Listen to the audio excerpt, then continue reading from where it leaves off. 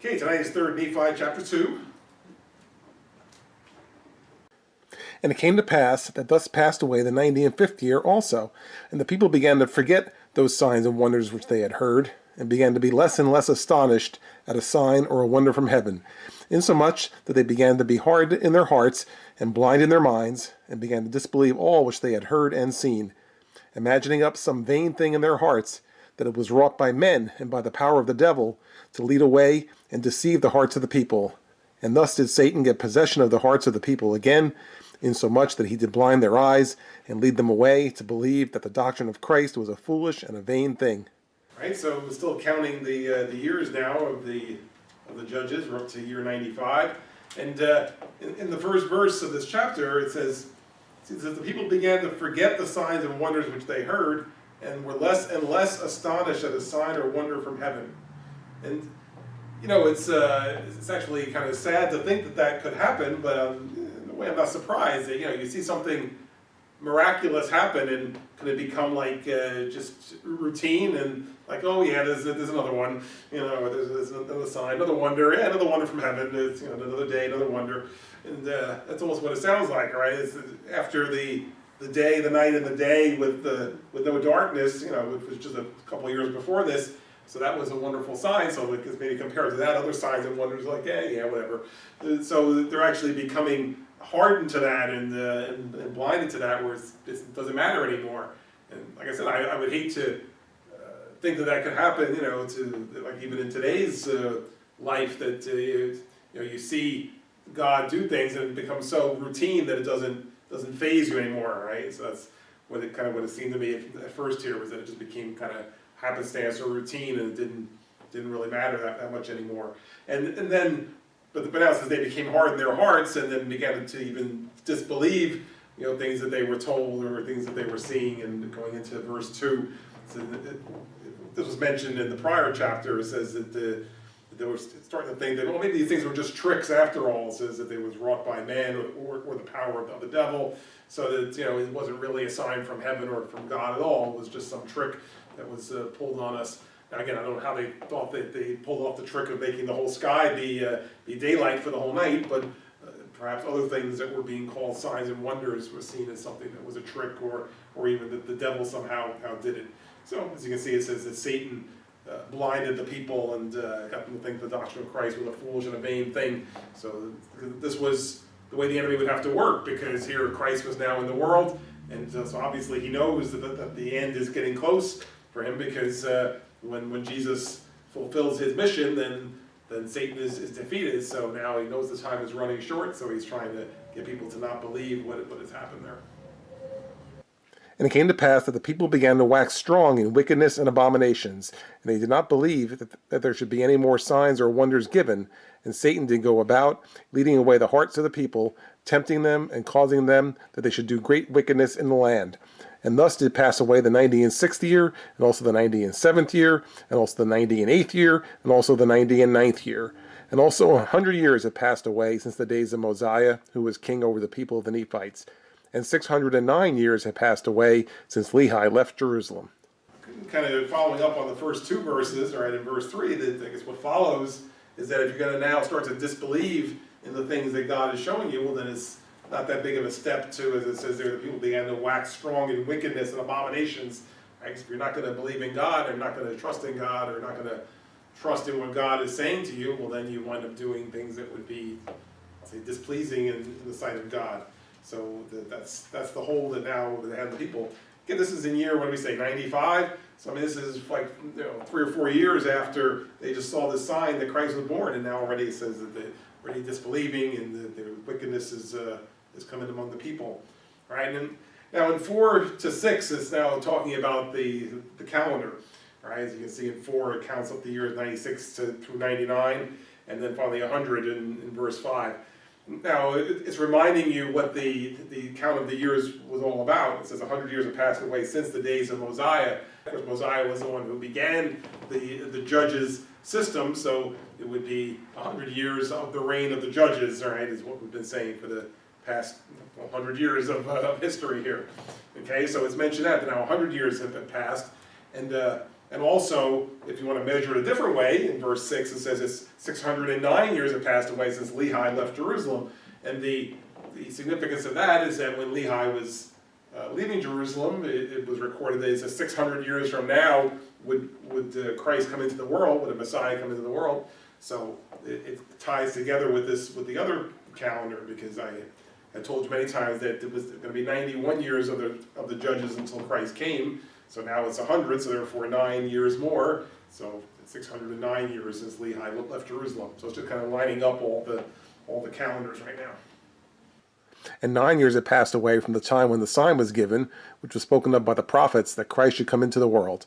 Now the Nephites began to reckon their time from this period when the sign was given, or from the coming of Christ. Therefore 9 years had passed away. And Nephi, who was the father of Nephi, who had the charge of the records, did not return to the land of Zarahemla, and could nowhere be found in all the land. And it came to pass that the people did still remain in wickedness, notwithstanding the much preaching and prophesying which was sent among them, and thus passed away the 10th year also, and the 11th year also passed away in iniquity.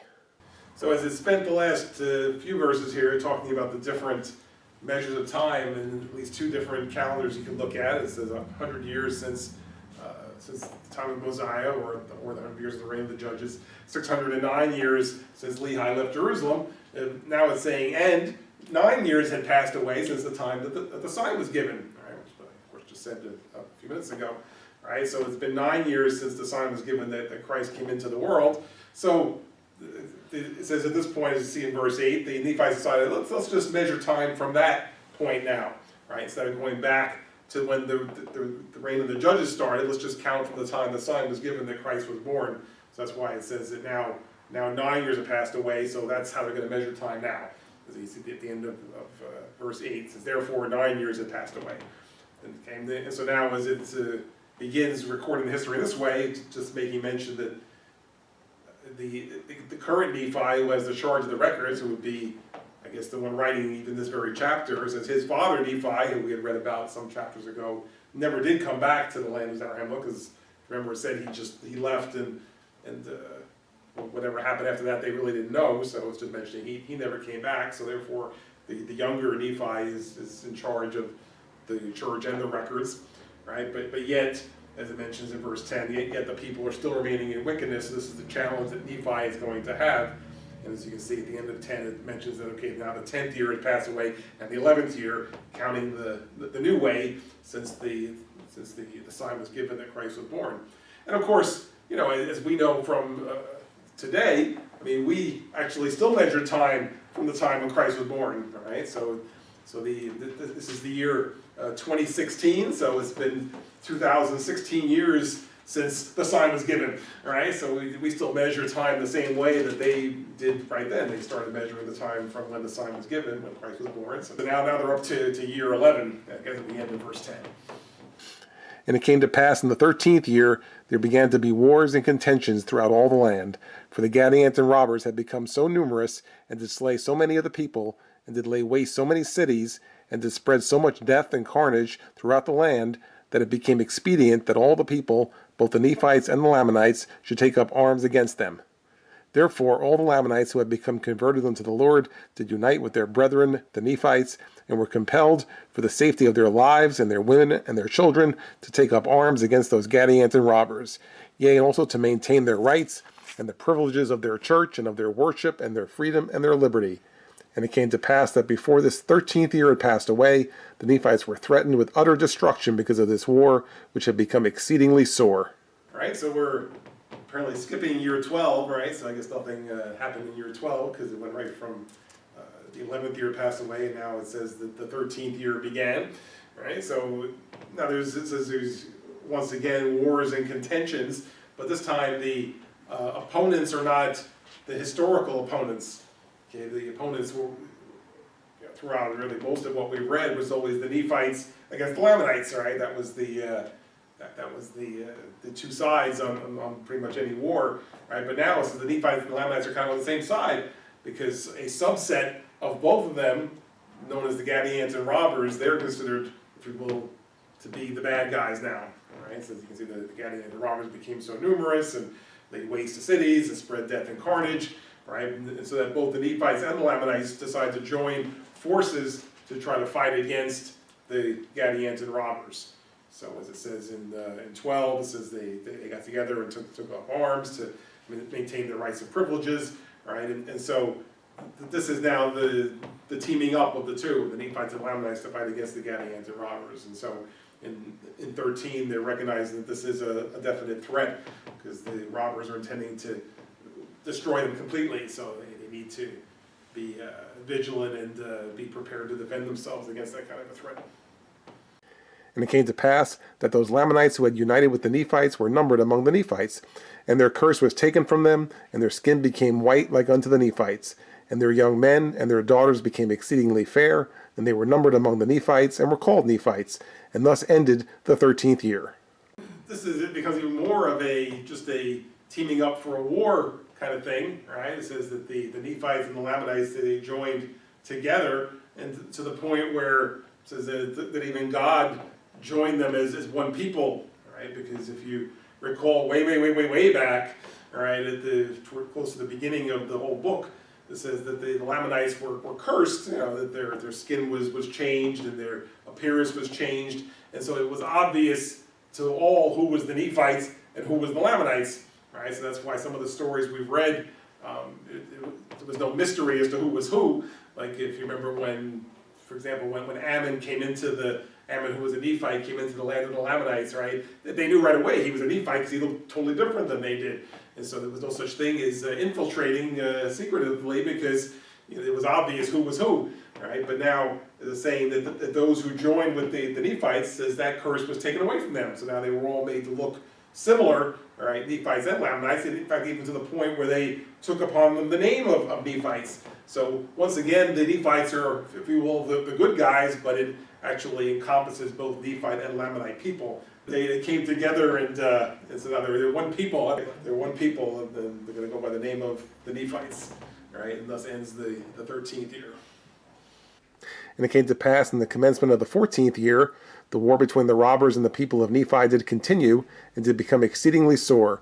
Nevertheless, the people of Nephi did gain some advantage of the robbers, insomuch that they did drive them back out of their lands into the mountains and into their secret places.